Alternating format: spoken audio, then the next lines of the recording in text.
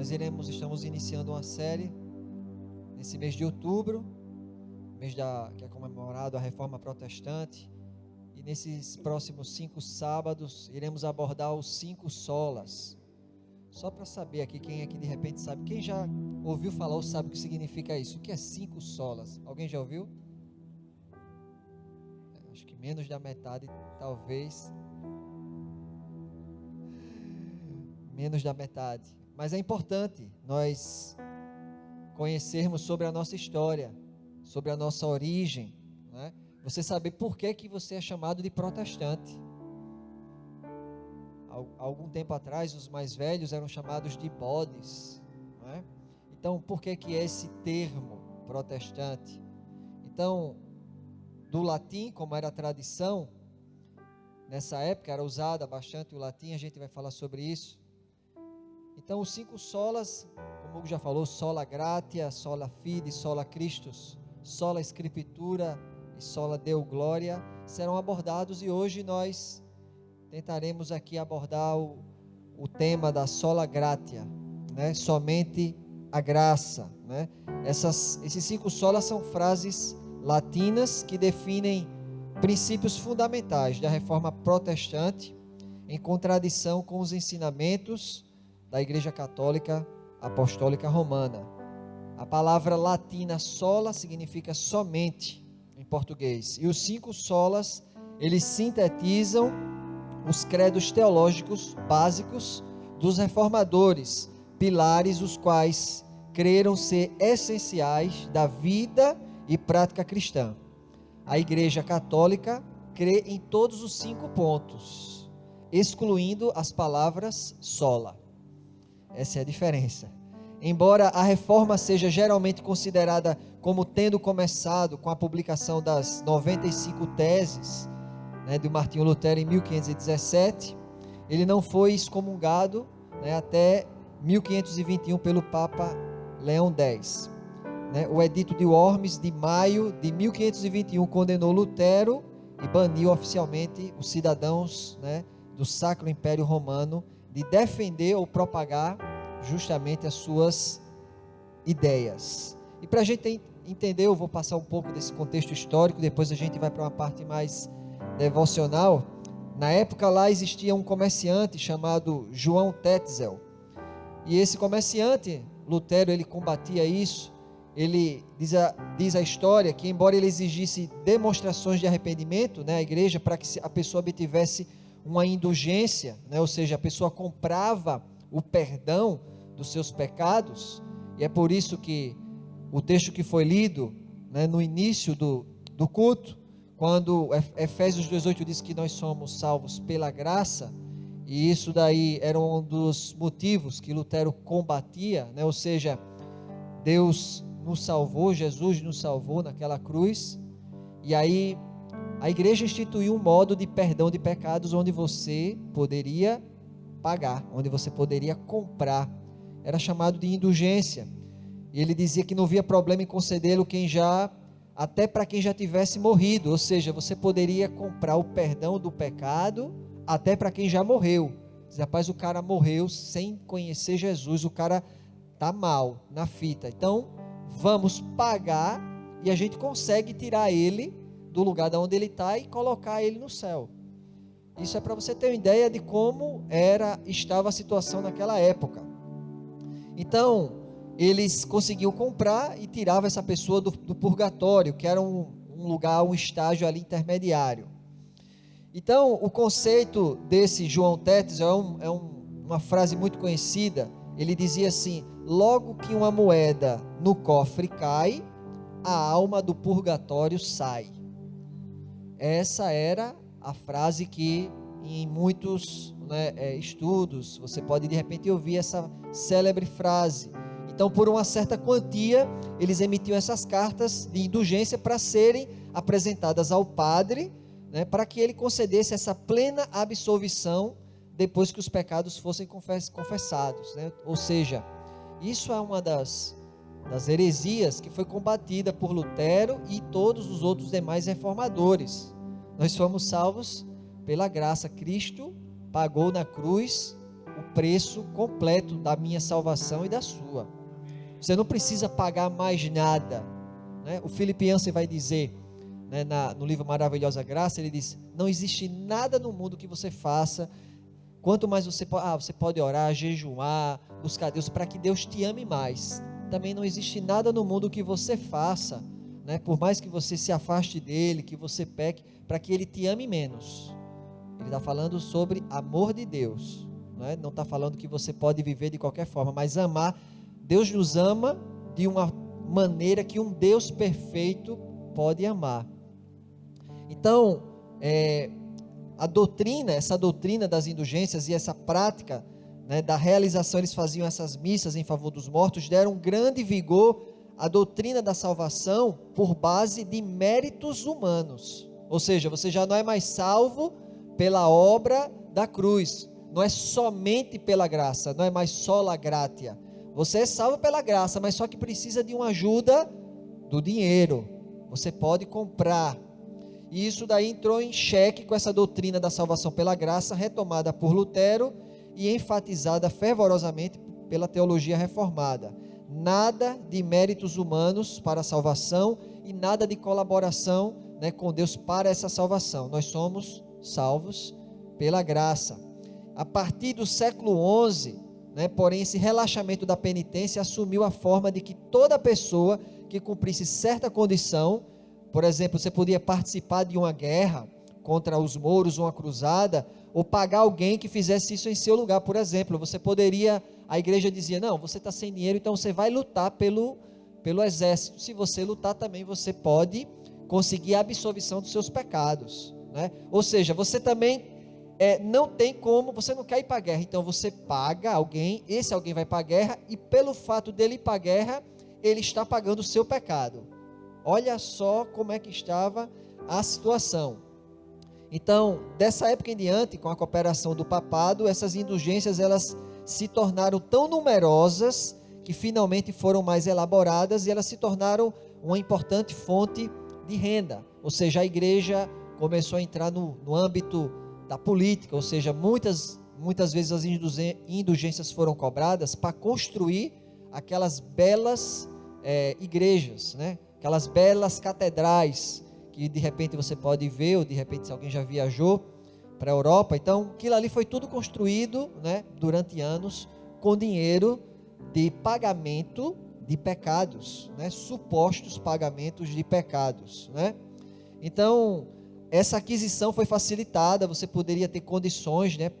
De repente você, na época, não tinha cartão de crédito, né, mas havia uma facilitação lá para você pagar, e de repente, se a pessoa pecava muito, poderia estar tendo lá, abrir um crediário, né? Então, Lutero, ele era atormentado, tentando ser justo ao nível exigido por Deus, mas ele se deu conta de que a justiça de Deus não era uma exigência, mas era uma doação, né? Era um dom divino. E quando ele descobre isso, ele sentiu-se renascido, né? Ele diz que era como se ele tivesse entrado pelas portas do paraíso. E para você entender algumas das teses, a tese número 62, né, das 95, ele diz assim: o verdadeiro tesouro da igreja é o santíssimo evangelho da glória e da graça de Deus. O teólogo Kevin Van Hooser diz assim: a graça contradiz todo o sistema religioso, precisamente porque a misericórdia gratuita de Deus não pode ser prevista, calculada ou manipulada. A graça é especialmente incômoda para quem tem mania de controle. Na tese 16, Lutero diz: quem crê que pode obter graça fazendo o que está ao seu alcance, acrescenta pecado em cima de pecado, de modo que se torna duplamente culpado. E se a gente aprecia essa graça, se a gente recebe a graça de Deus, só tem uma condição: quando a gente reconhece a nossa miséria, quando a gente reconhece que nós carecemos, né, da graça de Deus. Para você ter uma ideia, as reuniões, as missas, elas eram feitas em latim. Então imagine você entrar nessa noite, para você vir no culto da juventude, e você observar alguém aqui pregando de costa para vocês, numa língua que você vai passar 1h30 sentado sem entender nada. Então as pessoas iam, elas iam participar de um rito religioso onde ninguém entendia nada. Ou seja, era tudo em latim e você ficava apenas contemplando. O ministério de louvor na época era feito pelos padres. Ninguém da congregação poderia cantar. Então os padres cantavam o famoso canto gregoriano, que existe ainda até hoje, cantado exclusivamente pelos homens. Eles ainda, os músicos aí vão saber o que significa, eles usam ainda o tetragrama, não usam o pentagrama, o conjunto de 5 linhas. Então, cantavam também em latim, ou seja, você não entendia nem o que era pregado, nem você entendia o que era cantado. Então, Lutero, dentro da reforma, ele disse, não, o povo tem que ler a Bíblia, o povo tem que entender. Lutero traduziu a Bíblia para o alemão e foi um dos maiores incentivadores de que a Bíblia, as Escrituras chegassem ao povo. Com relação à música, quem canta aqui em coral, faz parte de coro, Lutero também incentivou e ele instituiu essa forma coral, onde a igreja, você chegava e dizia, atenção, os irmãos tenores sentem desse lado, os irmãos do baixo fiquem aqui no meio, as meninas do contralto ficam aqui, as irmãs do soprano sentem aqui, 4 vozes, receba o seu inário, quando você chegar, abre a boca e cante já em 4 vozes, ou seja, você já era educado musicalmente dentro da igreja, você já aprendia a cantar em vozes, a igreja já era um coral. Em contraponto, quando as missas, elas eram apenas cantadas pelos profissionais, porque as músicas do canto gregoriano realmente são difíceis em várias vozes, os padres estudam muito para cantar aquela música, e ninguém entendia nada. Então imagine você sentar e passar 1h30, você contemplando algo que você não entende absolutamente nada. Então isso são alguns aspectos, alguns contrapontos, de que Lutero e os outros reformadores, eles lutaram para que o povo pudesse entender a Bíblia Sagrada, e as pessoas, elas entendiam tudo que elas entendiam apenas pela interpretação daqueles que estavam pregando a palavra, no caso ali, um padre, um bispo, e isso tudo daí o povo sofria pela famosa ignorância, o meu povo perece por falta de conhecimento, porque alguém dizia, olha, a partir de hoje, se você pecou, basta você pagar e comprar o seu lugarzinho no céu. Ninguém lê a Bíblia, ninguém sabe se é verdade ou se não é, você não entende nada daqui, então você pode ser facilmente manipulado. Então quando a gente fala, e esse mês vai ser abordado sobre esses 5 solas, tudo isso tem a ver com pontos heréticos, que a igreja, naquela época, era a igreja católica, tinha essa primazia, e que o povo, por ignorância, por falta de conhecimento, sofria, ou seja, ficava à mercê desses líderes religiosos. Então, a última tese, 26, é maravilhosa, ele diz assim, tese 26, ele diz, a lei ordena, faça isto e nada é feito. Ele diz assim, a graça diz, creia nisso e tudo já está feito. Então, ele tem essa percepção maravilhosa. E eu queria que a gente, falando de graça, pudesse abrir um texto que eu gosto muito. E a gente vai abrir no Evangelho de Lucas. Evangelho de Lucas, no capítulo 23. Eu dei um panorama aqui para você conhecer um pouco sobre a reforma e incentivo você nesse mês, você que é da juventude, vai estar passeando por esses 5 solas durante esse mês. Coloca, por exemplo, no YouTube, no podcast, você começar a entender sobre a sua própria história, a nossa própria história, origem, você começar a entender, você procurar estudar um pouco sobre as 5 solas, isso vai trazer um bom crescimento, você vai pesquisar à luz da Bíblia. Então, Lucas 23, eu quero ler a partir do verso 32. Lucas 23, versículo 32. Se você achou, diga amém. Diz assim: 2 outros homens, ambos criminosos, também foram levados com ele para serem executados. Quando chegaram ao lugar chamado Caveira, ali o crucificaram com os criminosos, um à sua direita e outro à sua esquerda. Jesus disse: Pai, perdoa-lhes, pois não sabem o que estão fazendo. Então eles dividiram as roupas dele, tirando sortes. O povo ficou observando e as autoridades o ridicularizavam. Salvou os outros, diziam. Salve-se a si mesmo, se é o Cristo de Deus o escolhido. Os soldados, aproximando-se, também zombavam dele. Oferecendo-lhe vinagre, diziam: se você é o rei dos judeus, salve-se a si mesmo. Havia uma inscrição acima dele, que dizia: este é o rei dos judeus. Um dos criminosos que ali estavam, dependurados, lançava-lhe insultos: você não é o Cristo? Salve-se a si mesmo e a nós. Mas o outro criminoso o repreendeu, dizendo: você não teme a Deus, nem estando sob a mesma sentença? Nós estamos sendo punidos com justiça, porque estamos recebendo o que os nossos atos mereceram.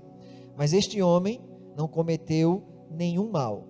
Então ele disse: Jesus, lembra-te de mim quando entrares no teu reino.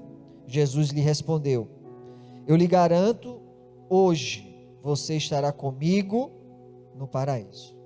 Esse é um texto espetacular da graça de Deus, porque aqui nós vemos ali dois malfeitores ao lado de Jesus, e um daqueles homens que estava ali já nos acréscimos do segundo tempo da sua vida, ele nunca cantou um louvor para Deus, ele nunca deu uma oferta, ele nunca veio a um culto, era um ignorante da lei, um criminoso, mas diante ali de Jesus, naqueles poucos minutos que talvez lhe restassem ali de vida, ele reconhece Jesus, e Jesus lança uma palavra graciosa sobre ele. Observe que Jesus estava ali na cruz, com os braços abertos, perdoando o mundo, perdoando a mim e a você, enquanto todo mundo lançava insultos.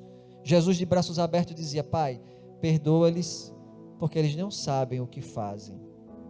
E ali aquele homem foi salvo nos seus últimos instantes de vida. E talvez as pessoas pensavam dessa forma: não, para eu ser salvo, eu vou à igreja, eu sou crente desde criança, eu jejuo bastante, eu leio a Bíblia, né? eu participo de todos os eventos da igreja.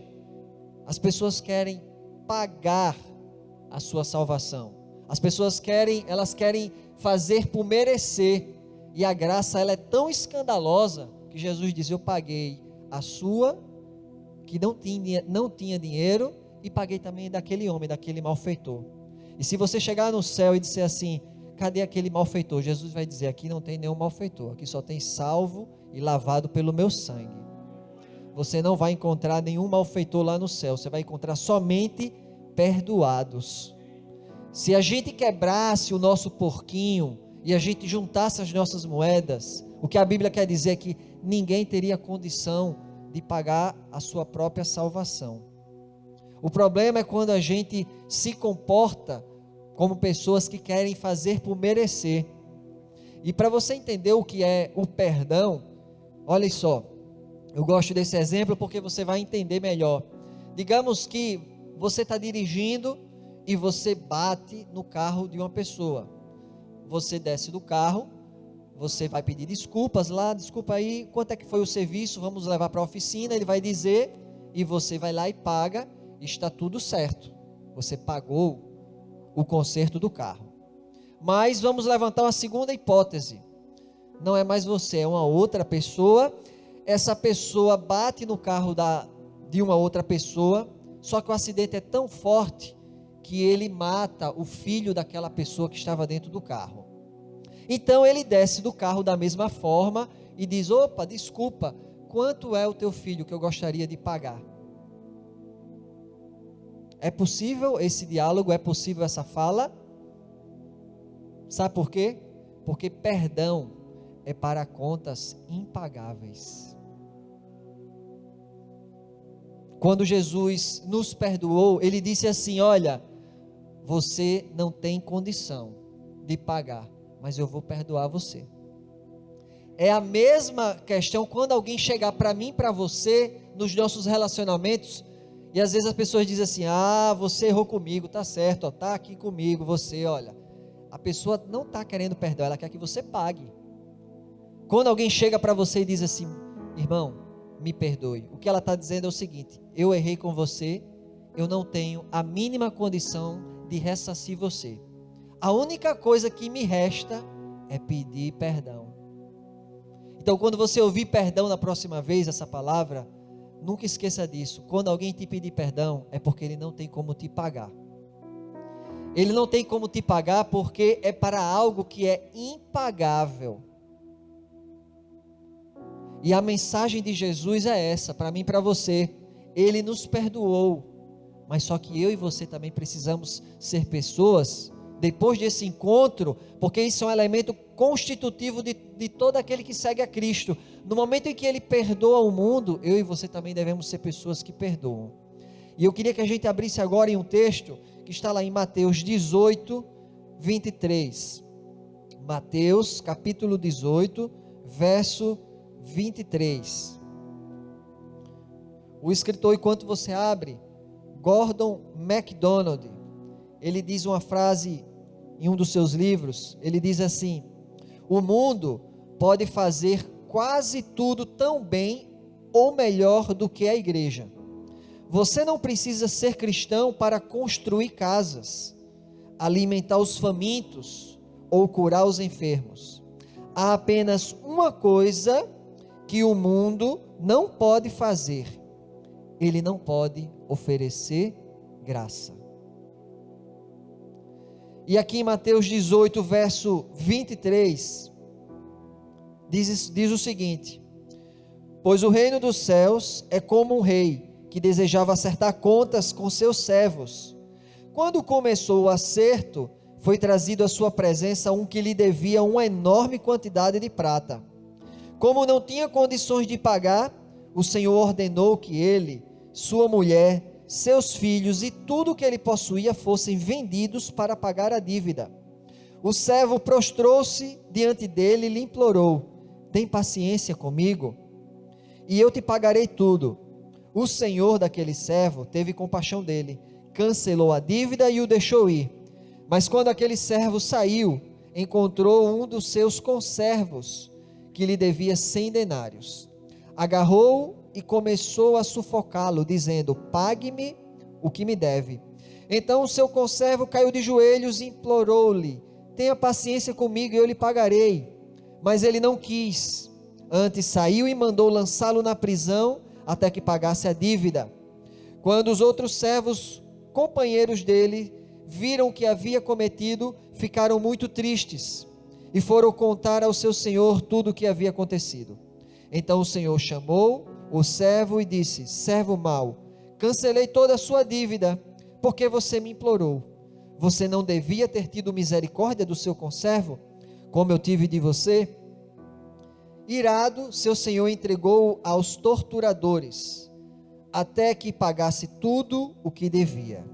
Assim também lhes fará meu Pai Celestial, se cada um de vocês não perdoar de coração ao seu irmão. No verso 34, a palavra torturadores, em algumas versões tem a palavra verdugos. Alguém tem essa versão que tem essa palavra? O irmão ali. Verdugos significa incriminadores de perdoados. E isso é o que eu gostaria de meditar com você nessa noite. O Senhor nos perdoou de algo que nós não poderíamos pagar. E nessa história aqui nos mostra alguém que na nossa condição foi perdoado de uma dívida imensa que não tinha como pagar. O Senhor diz: vou vender tudo, mulher, filhos, casa, tudo que você tem. E ele implora e ele é perdoado. E quando ele encontra outra pessoa que devia um pouco a ele, ele não teve misericórdia. E muitas vezes nós somos como verdugos, nós incriminamos perdoados. Chega alguém aqui, a igreja está crescendo, e de repente entra aqui alguma senhora, daquelas que ficam lá na avenida, vendendo o seu corpo, e as pessoas: olha ali aquela prostituta, olha ali a roupa daquela mulher, olha o batom forte daquela senhora ali. Não olhe para ela, viu, rapaz? A namorada, o noivo, não olhe para aquela mulher não, olha só a roupa indecente dela. De repente ela pode ter vindo como última opção antes de tirar sua própria vida, procurando ajuda na igreja. Mas a gente se comporta como pessoas que não foram perdoadas, nos achando que somos melhores, que o nosso pecado foi muito menor, e Jesus está dizendo assim: nem você, nem ela tinha dinheiro, e eu paguei a conta de todo mundo. Só tem uma diferença: você já foi encontrado pela graça, e a mensagem nessa noite é essa: seja gracioso. Seja mais gracioso com o mundo, com aqueles que não conheceram a graça que você já conhece. Porque há pessoas lá fora precisando da graça de Deus, e às vezes a gente se comporta, vou voltar lá para Lutero, a gente às vezes quer pagar. Não, eu vou para a igreja, está tudo bem, já estou com crédito com Deus. Você está voltando para o templo lá, é antigo. Não, eu vim aqui já para o culto, estou de boa. Quem pagou a sua conta foi Deus. Aonde está isso? Colossenses, abra sua Bíblia. Livro de Colossenses, capítulo 3. Colossenses, capítulo 3. Vamos ver a partir do versículo 13. O que é que a Bíblia diz? Nós não podemos esquecer que a igreja do Senhor é o depósito da graça de Deus. Colossenses capítulo 13, 3, versículo 13, diz assim: e quando vós estáveis mortos, esse vós está falando eu e você, quando nós estávamos mortos nos pecados, e na incircuncisão da vossa carne, vos vivificou juntamente com ele, perdoando-vos, o que é que tem aí agora? Todas as ofensas, havendo riscado a cédula que era contrária, que era contra nós, nas suas ordenanças, a qual de alguma maneira nos era contrária, e tirou-o do meio de nós, cravando-a na cruz. Na cruz Jesus chegou e disse: quanto é a conta de vocês? Quanto é a conta do João? Quanto é a conta do Daniel? Quanto é a conta do Lucas? Quanto é a conta? Me dê a conta. Jesus pega a conta na cruz e está pago. Vivam em liberdade. Vocês estão salvos pela graça e não devem mais nada. Nenhuma condenação há para aqueles que estão em Cristo Jesus. E nós precisamos ser essas pessoas que entendem esse mistério. Eu me lembro a gente fazia um pequeno grupo, era eu, o Henrique Baia, meu irmão, Vinícius Guerra, e lá naquele pequeno grupo a gente estudou um livrinho, pastor Tony Campolo,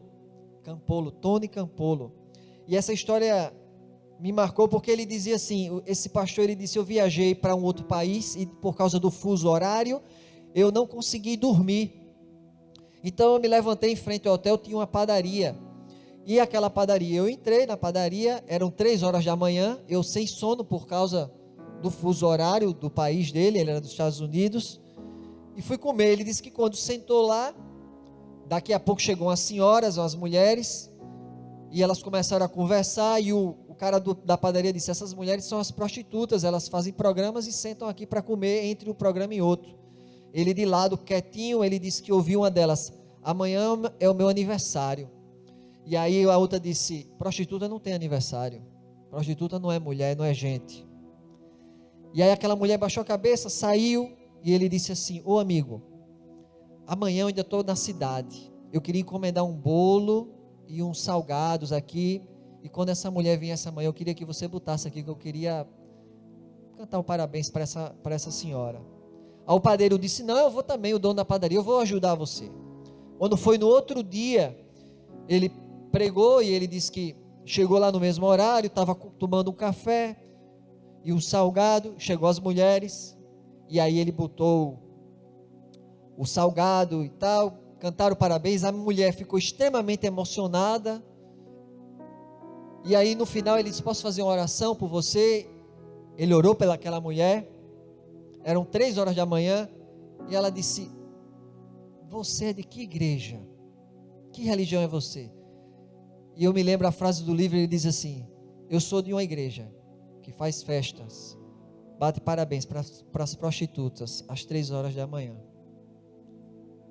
Foi o que ele falou para aquela mulher. E sabe quem mandou eu estar aqui? Ele disse: foi Jesus que te ama. E aí ele começou a desenvolver aquela conversa, impactando aquela mulher. Nós queremos impactar essa cidade, mas para isso precisa que nós sejamos graciosos, como o Senhor Jesus foi gracioso conosco. Certa feita, um menino estava apanhando as estrelas do mar. A maré subiu, quando a maré desceu, a maré seca, ficou a praia toda coberta de estrelas do mar. Muitas, milhares. E a criança ia lá, jogava para dentro do mar. Pegava mais outra, jogava para dentro do mar. Ia passando um senhor lá e disse: que criança tola. Ele não está vendo o tamanho da costa, ele não está vendo o tamanho da praia, ele acha que ele vai salvar essas estrelas todas. E ele foi lá para a criança e disse: ô menino, você acha que você vai salvar essas estrelas fazendo isso? Ele olhou para aquele senhor e fez, com a estrela na mão: Senhor, eu não sei se vou salvar a costa toda, mas essa daqui, eu fiz a diferença na vida dela. É isso que eu e você precisamos fazer. A gente fazendo a diferença na vida daqueles que estão na nossa casa. A gente fazer a diferença na faculdade, fazer a diferença na sua vizinhança, fazer a diferença no seu transporte agora para casa. De repente você vai pegar um Uber, de repente você vai com um amigo, com outra pessoa, uma carona, alguém que vem te buscar. A diferença de quem você vai encontrar daqui a pouco na sua casa, a diferença no seu trabalho, e você vai mostrando essa maravilhosa graça de Deus. As pessoas vêm para a igreja e aí você encontra às vezes aqueles abençoados no trabalho. A gente quer se portar como se nós fôssemos melhores, superiores, e Jesus mostrando para a gente como a gente deve se portar. Jesus: Pai, perdoa-lhes, porque eles não sabem o que fazem. A gente se portando como incriminadores de perdoados. Você chegar e dizer: você sabia que Jesus morreu na cruz também por você? Você sabia que Jesus morreu na cruz e tem um plano para a sua vida? E às vezes a gente passa, olha só esses drogados aí, bando de filho do cão, tudo condenado para o inferno. Olha essas mulheres aí, são bando de Jezabel, mulheres indecentes. Aleluia, glória a Deus, que eu sou salvo, eu sou de Deus, eu sou espiritual. E Jesus: meu Deus, não entenderam nada do Evangelho. Enquanto era Jesus, eu estava esperando você parar e você dizer: você sabia que aquele que me salvou também quer te salvar? Você sabia que aquele que morreu por mim também morreu por você? Você sabia que aquele que me perdoou também perdoou você? Basta você reconhecer e você vai se tornar um filho de Deus, porque todos aqueles que o receberam, deu-lhes o poder de serem feitos filhos de Deus. Tem uma história aqui interessante para a gente encerrar, em Lucas. Não sei porquê, mas eu gosto desse livro de Lucas. Lucas 9, 51. Lucas 9, 51. Eu vou ler só esse trecho. E a minha oração é que a gente entenda esse amor, entenda essa graça, que nós fomos salvos pela graça, por meio da fé. E isso não vem das obras, isso não vem de vós. É o texto que foi lido. É dom de Deus. E a gente precisa levar isso para todo o planeta Terra. Nós temos agora essa acessibilidade. Você tem as redes sociais aí, você pode pregar o Evangelho para qualquer lugar do mundo. Agora faça uma coisa: seja gracioso. Mostre o amor de Deus e a graça de Deus para as pessoas, da maneira como Cristo mostrou para você. Olha só, Lucas 9, 51 diz assim: aproximando-se o tempo em que seria levado aos céus, Jesus partiu resolutamente em direção a Jerusalém, e enviou mensageiros à sua frente. Indo estes, entraram num povoado samaritano para lhe fazer os preparativos. mas o povo dali não o recebeu, porque se notava que ele se dirigia para Jerusalém. Ao verem isso, os discípulos Tiago e João perguntaram: Senhor, queres que façamos cair fogo do céu para destruí-los? Mas Jesus, voltando-se, os repreendeu, dizendo: vocês não sabem de que espécie de espírito vocês são, pois o Filho do Homem não veio para destruir a vida dos homens, mas para salvá-los. E foram para outro povoado. Os discípulos, irmãos, andando com Jesus ali de perto, fazendo milagres, expulsando os demônios, cheios de poder, cheios de unção. E Jesus entra no povoado, o povoado diz: olha, o Senhor aqui não. Nós somos samaritanos, temos rixa com você, são considerados inimigos. Então, os discípulos estralam o dedo, né? Ah, Senhor, agora o bicho vai pegar. Quer que a gente manda fogo do céu, mata todo mundo, Senhor. É a hora que Jesus faz: vocês andam comigo, mas não estão entendendo nada. Vocês estão fazendo milagres, mas vocês também não estão entendendo nada. Vocês estão expulsando o demônio, mas vocês não entendem nada. Vocês fazem prodígios, mas vocês não estão entendendo nada. Como é que a gente, que é chamado para salvar, a gente se porta muitas vezes como os matadores de pessoas, como os incriminadores de perdoados?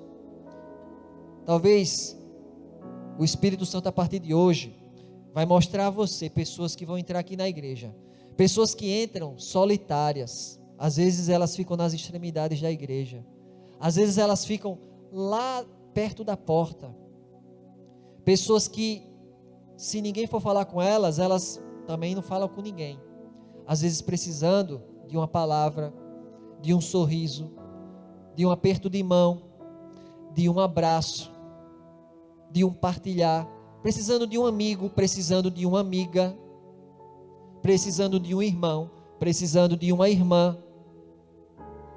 Mas às vezes a gente se comporta como incriminadores, ou a gente não se comporta de maneira graciosa com as pessoas, a gente não se importa com o amor de Deus. Nós somos devedores ao mundo desse amor. Quando você sair pelas ruas da cidade, que você vê o quadro caótico que está a cidade, você vai dizer assim: essa missão de mudar é minha. Essa missão de mudar essa cidade não é do pastor A, B ou C. Você vai dizer assim: essa missão é minha. Diga: Senhor, conta comigo, eis-me aqui. Eu vou pegar, nem que seja uma estrelinha, mas eu jogo uma para o Senhor. Vamos salvando, de um por um. De um por um. E você: Senhor, eu vou fazer a minha parte, o meu propósito. Quando você olhar as pessoas mais perdidas, você vai dizer assim, alguém vai dizer: rapaz, tem jeito não. Esse cara aí matou, fuzilou. Você vai lá no presídio, esse cara aí é de alta periculosidade, prisão máxima. Eu vou lhe dizer uma frase, guarde isso: a graça de Deus vê possibilidade de paraíso no lixo. A graça de Deus vê possibilidade de paraíso, de céu, no lixo. Quando você encontrar alguém que você diz: isso aí é um lixo humano, essa mulher não tem jeito, esse homem não tem jeito, Jesus está dizendo: eu estou vendo possibilidade nele, eu estou vendo possibilidade de céu, eu estou vendo possibilidade de paraíso. O problema é que você não está olhando com a ótica da graça. O problema é que nós não enxergamos com a ótica do amor de Deus. E é esse olhar, é só isso, essa é a mensagem que eu queria deixar comigo, para mim, para você, comigo e para você nessa noite. Nós precisamos olhar com a lente da graça para o mundo. A gente tirar o óculos dos verdugos, daqueles que incriminam perdoados, e a gente colocar os óculos da graça. E quando você começar a ver as pessoas aí fora, você vai dizer: tem possibilidade, tem possibilidade, tem possibilidade. Olha, tem céu para essa pessoa aqui, tem paraíso para essa pessoa aqui. A graça vai mudar, vai transformar. Sabe por quê? Porque Jesus viu possibilidade em mim e em você. Se Ele viu em mim e viu em você, eu e você precisamos ver isso também nos outros. E a partir de hoje o Espírito Santo vai te mostrar. Às vezes vai aparecer umas pessoas assim: Jesus, esse daí é porque às vezes a gente quer ser que nem João e Tiago. Senhor, manda fogo do céu e consome. Isso aí é um apóstata. Olha esse ateu desonrando a Deus. E Jesus, eu não coloquei ele, eu coloquei ele justamente porque você poderia ser. Muitas vezes Deus coloca uma pessoa na nossa vida e Deus pode dizer assim: você talvez seja a única vez que essa pessoa vai ter a chance de conhecer a graça de Deus. Foi a oportunidade que Deus deu para essa pessoa conhecer, uma oportunidade, e foi através justamente de você. É uma oportunidade que Deus dá, e às vezes a gente pensa assim, ao invés de a gente olhar com esse olhar de graça, a gente se comporta como os discípulos, ou como aquele que foi perdoado e não quer perdoar. E Deus disse: eu paguei a conta de todo mundo. E por que a gente começou com aquele homem, aquele malfeitor da cruz? Um homem que não fez nada religiosamente, mas hoje ele está lá com Jesus. É um exemplo escandaloso da graça de Deus. Vamos ficar de pé.